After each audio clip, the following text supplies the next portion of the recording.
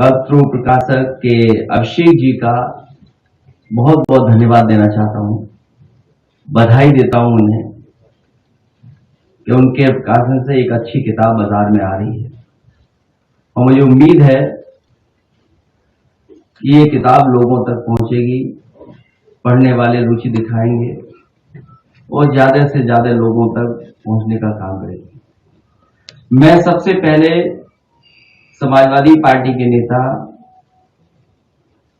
प्रमोद त्यागी जी का स्वागत भी करता हूं, बधाई भी देता हूं। हालांकि ये पक्ष मुझे नहीं पता था कि इतना अच्छा ये लिख भी सकते हैं। नेताजी के पुराने साथी और समाजवादी आंदोलन में हमेशा आगे रहे। जब कभी वेस्टर्न यूपी की कोई बात रही होगी, नेताजी हमेशा ये कोशिश करते थे कि प्रमोद त्यागी जी की राय क्या है, और न केवल ये राजनीतिक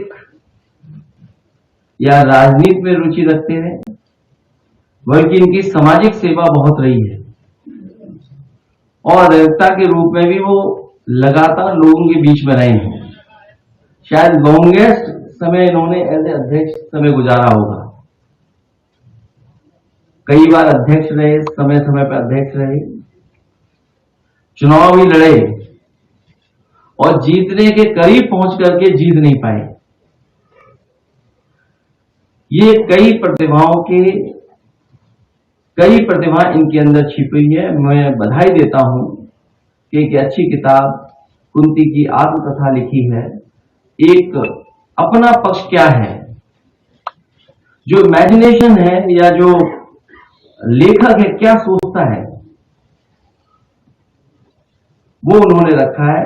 मैं समझता हूं कि जो हम और आप लोग समय समय पर पढ़े हैं, कई लोगों ने कई तरीके से लिखा है। इधर हमारी विधानसभा में राष्ट्रकवि रामधारी सिंह दिनकर जी की बहुत चर्चा रही, उन्होंने भी एक पक्ष लिखा है।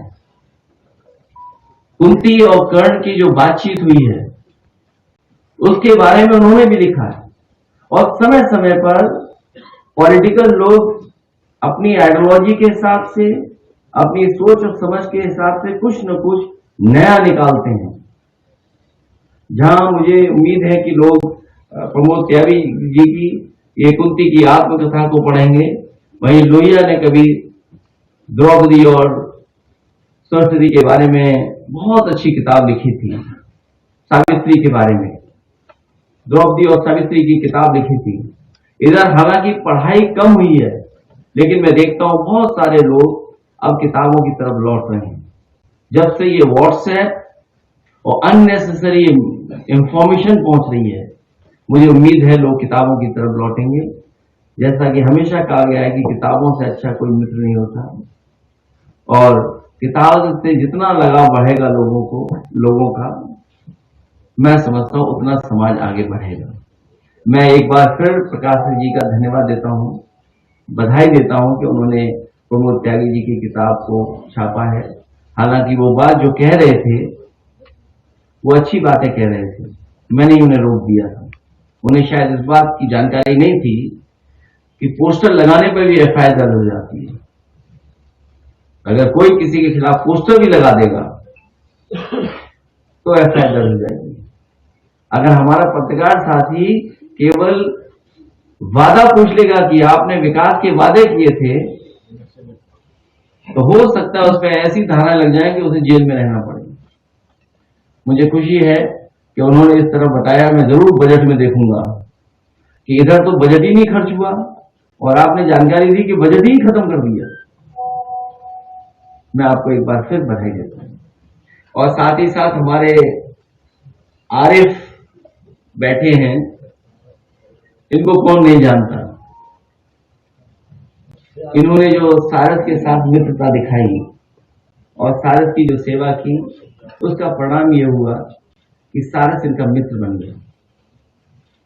ये कम देखने को मिला होगा कि एक सारस किसी आदमी के साथ ऐसा रहने लगे और उसका व्यवहार बदल जाए।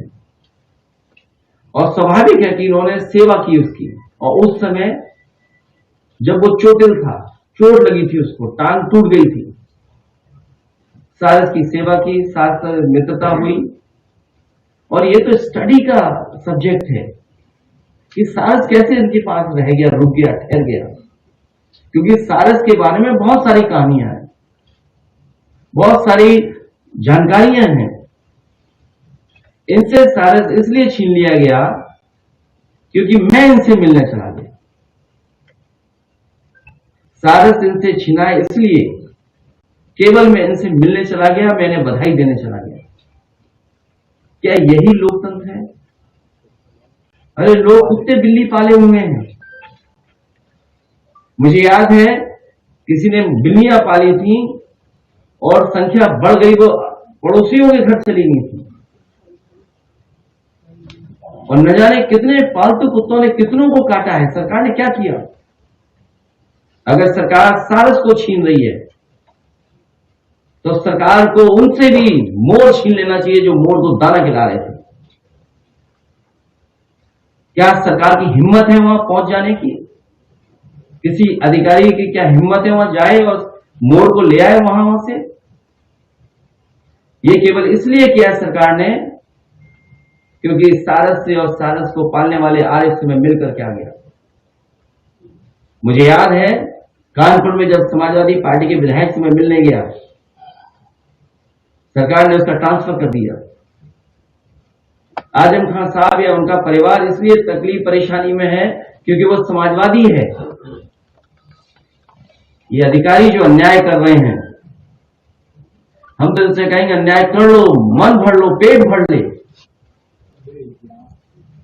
लेकिन जो ये आप काम कर रहे हो इसका क्या संदेश जा रहा है? मुझे याद है अधिकारियों ने इटावा से सारस संरक्षण के लिए वो बना रहे थे रिसर्च सेंटर, उसको भी छीना है इन्होंने। ये न केवल आम लोगों के दुश्मन हैं, किसानों के दुश्मन हैं, ये पेड़ पंछियों के भी दुश्मन हैं। अभी जो कार्यक्रम हुआ था इन्वेस्टमेंट मीट, इन्होंने पेड़ नहीं लगाया, पेड़ों को काटा छाटा, पेड़ उड़ा करके फेंक दिए। जो गमले लगाए वो सूख गए, चोरी हो गए, और बीजेपी के लोग ही चोरी कर ले गए। ये जितने गमले चोरी हुए सब बीजेपी के लोग चोरी करके ले गए।